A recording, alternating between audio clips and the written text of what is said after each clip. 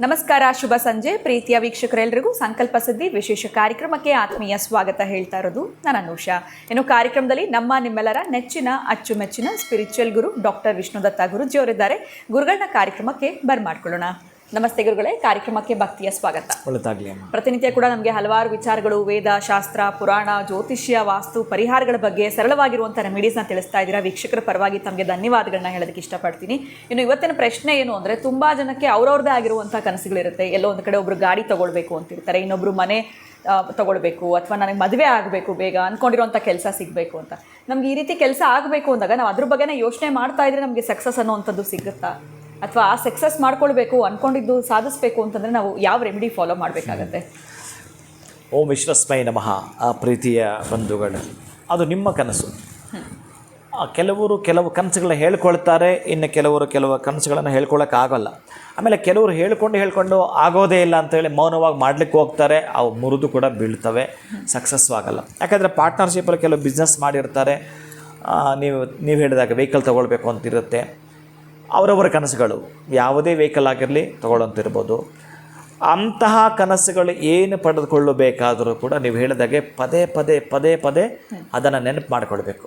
ಎಷ್ಟು ಬಾರಿ ಈ ಮನುಷ್ಯ ರಾತ್ರಿ ಮಲಗಿದ ಮೇಲೆ ಅವನು ಗೊತ್ತೇ ಆಗಲ್ವಂತೆ, ನಿದ್ದೆಯಲ್ಲಿ ಈ ಕಡೆಯಿಂದ ಆ ಕಡೆಗೆ 72 ಬಾರಿ ಈ ಕಡೆಯಿಂದ ಆ ಕಡೆ ಅವನು ಒದ್ದಾಟ ಮಾಡ್ತಾನೆ. 72 ಬಾರಿ ನಾನು ಮಾಡಿದ್ನಾ ಅಂತ ಅನಿಸುತ್ತೆ, ಗೊತ್ತೇ ಆಗಲ್ಲ.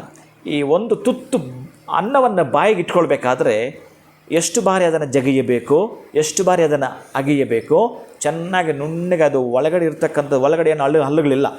ನೀವು ತಿಂದಿರೋ ಅನ್ನ ಮತ್ತೆ ಅಲ್ಲಿ ಕುಟ್ಟಿ ಪುಡಿ ಮಾಡಲಿಕ್ಕೆ ಇರೋದೇ ಕರಳುಗಳಲ್ಲಿ, ಸಣ್ಣ ಕರಳು, ದೊಡ್ಡ ಕರಳುಗಳು. ಅವು ನಿಮ್ಮ ತಿಂದಿರ್ತಕ್ಕಂಥ ಆಹಾರವನ್ನು ಅದಕ್ಕೆ ಸ್ವಲ್ಪ ರಿಲ್ಯಾಕ್ಸಲ್ಲಿ ಕೆಲಸ ಮಾಡಬೇಕು ಅಂತಂದರೆ ನೀವು ಇಲ್ಲೇ ಚೆನ್ನಾಗಿ ಪಚನ ಮಾಡಬೇಕು. ಅದನ್ನು ಎಷ್ಟು ಬಾರಿ ಹೇಳ್ತಾನೆ? 32 ಸಲ. ಒಂದು ಸಲ ನೀವು ತುತ್ತನ್ನು ಇಟ್ಕೊಂಡ್ರೆ 32 ಬಾರಿ ಅಗಿಬೇಕಂತದನ್ನು. ಈಗ ಹೋದಾಗ ಎಲ್ಲಿ 32 ಬಾರಿ ಅರ್ಜೆಂಟಲ್ಲಿ ಇರ್ತೀವಿ ಸಾಕಷ್ಟು ಬಾರಿ. ಅದೇ ಇವ್ರ ಕೆಲಸ ಆಗಬೇಕಾದ್ರೆ ಈ ಸಂಸಾರದ ಸಂಖ್ಯೆ ಇದೆ, ಒಂದು ಸಂಸಾರದ ಸಂಖ್ಯೆ ಇದೆ.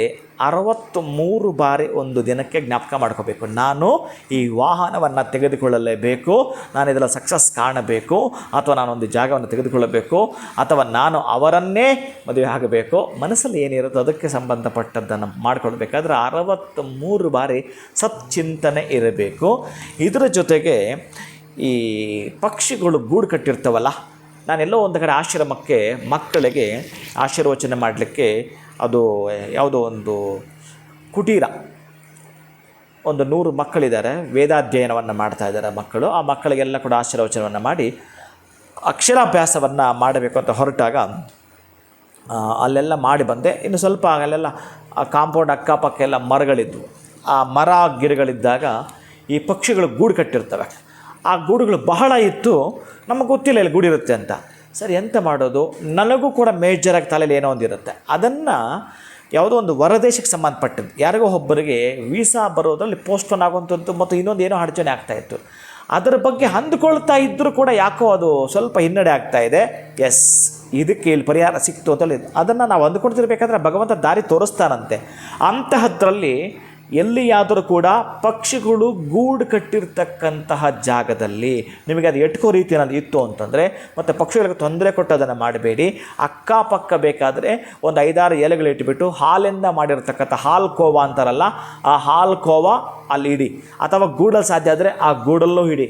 ಆ ಗೂಡು ಇಲ್ಲ ಅಂಥದ್ದಿಲ್ಲ ಅಂತಂದರೆ ಹುಣಸೆ ಮರ, ನಮಗೆಲ್ಲೋ ಒಂದು ಕಡೆ ಭೂತ ಇದೆ ಅಂತ ಹೇಳ್ತಾರಲ್ಲ, ಆ ಹುಣಸೆ ಮರದ ಕೆಳಗಡೆ ನಿಮಗೊಂದು ರೀತಿಯ ಸಫೋಕೇಷನ್ ಆಗೋದು, ಅಷ್ಟೇ ಉಸಿರು ಕಟ್ಸೋದು ಆಗುತ್ತೆ ಆ ಗಾಳಿ. ಅದರದ್ದು ಬಿಟ್ಟರೆ ಅದರ ಆಮ್ಲಜನಕ ನೀವು ತಲೆಗೆ ಹಾಕ್ಕೊಳ್ಳೋಂಗಿಲ್ಲ ಅದನ್ನು. ಆ ಹುಣಸೆ ಮರದ ಕೆಳಗಡೆ ಆದರೂ ಕೂಡ ನೀವು ಈ ಹಾಲು ಕೋವನ್ನು ಇಟ್ಟು ಬರುವಂಥದ್ದು. ನನಗಿದು ಪಡ್ಕೊಳ್ಳಬೇಕು, ಈ ವಾಹನ ನನ್ನ ಕನಸು ಅನ್ನೋದಾದರೆ ದಿನಕ್ಕೆ ನೀವು 63 ಬಾರಿ ಆ ವಿಚಾರದ ಬಗ್ಗೆನೇ ಯೋಚನೆ ಮಾಡಬೇಕು. ಹಾಗೆಯೇ ಒಂದೇ ಒಂದು ದಿನ, ಅದು ಯಾವುದಾದ್ರೂ ನೀವು ಹುಟ್ಟಿರ್ತಕ್ಕಂಥ ದಿನ, ಆ 7 ದಿನದಲ್ಲಿ ಯಾವುದೋ ಒಂದು ದಿನ ಆಗಿರುತ್ತಲ್ಲ, ಆ ದಿನದಂದು ಆ ಪಕ್ಷಿಗೆ ಆ ಹಾಲು ಕೋವ ಇಟ್ಟು ಬರುವಂಥದ್ದು. ಗೂಡಲ್ಲಿಟ್ಟರೆ ಅದ್ಭುತವಾಗಿರುವಂಥದ್ದು. ಇನ್ನು ಹುಣಸೆ ಮರದ ಕೆಳಗಡೆ ಮಧ್ಯಮ ಫಲ, ಅದಕ್ಕಾಗಿ ಇನ್ನು ವಿಧಿ ಇಲ್ಲ, ಇಟ್ಟು ಬರತಕ್ಕಂಥದ್ದು. ಹೇಗೋ ಗೊತ್ತಿಲ್ಲ, ನನಗೆ ಅಪ್ಪ ಸಹಾಯ ಮಾಡ್ತಾರೋ, ಅಣ್ಣ ಸಹಾಯ ಮಾಡ್ತಾರೋ, ನಿನ್ನ ಮಿತ್ರ ಸಹಾಯ ಮಾಡ್ತಾರೋ, ನೀನು ಅಂದುಕೊಂಡಿದ್ದನ್ನು ಪಡೆದುಕೊಂಡು ಅಲ್ಲಿ ಸಕ್ಸಸ್ ಆಗ್ತೀಯ. ಖಂಡಿತ ಗುರುಗಳೇ, ನಾವು ಅಂದ್ಕೊಂಡಿರುವಂಥ ಕನಸು ನನಸಾಗಬೇಕು ಅಂತಂದರೆ ಈ 63ರ ಸಂಖ್ಯೆಯ ಮಹತ್ವವನ್ನು ತಿಳಿಸ್ಕೊಟ್ರಿ. ಇನ್ನು ಸರಳವಾಗಿರುವಂಥ ರೆಮಿಡಿ ಏನು ಫಾಲೋ ಮಾಡಬೇಕು ಅಂತ ಈ ವಿಡಿಯೋನಲ್ಲಿ ವೀಕ್ಷಕರಿಗೆ ತಿಳಿಸ್ಕೊಟ್ಟಿದ್ದೀರಾ. ಧನ್ಯವಾದಗಳು ತಮಗೆ. ನಮಸ್ಕಾರ. ಹರೇ ಶ್ರೀನಿವಾಸ. ತುಂಬಾ ಅದ್ಭುತವಾಗಿರುವಂಥ ರೆಮಿಡಿನ ಪ್ರತಿಯೊಂದು ವಿಡಿಯೋನಲ್ಲಿ ಕೂಡ ನಮಗೆ ಗುರುಗಳು ತಿಳಿಸ್ಕೊಡ್ತಾ ಬಂದಿದ್ದಾರೆ. ನಮ್ಮ ವೀಡಿಯೋಸು ನೀವು ಲೈಕ್ ಮಾಡಿ, ನಮ್ಮ ಚಾನಲ್ನ ಇದೆ ಫಸ್ಟ್ ಟೈಮ್ ನೋಡ್ತಾ ಇರೋದು ಅಂತಂದರೆ ಈಗಲೇ ಸಬ್ಸ್ಕ್ರೈಬ್ ಮಾಡಿ ಅಂತ ಹೇಳ್ತಾ ಇವತ್ತಿನ ಕಾರ್ಯಕ್ರಮವನ್ನು ಮುಗಿಸುವಂತಹ ಸಮಯ ಆಗಿದೆ. ನಮಸ್ಕಾರ.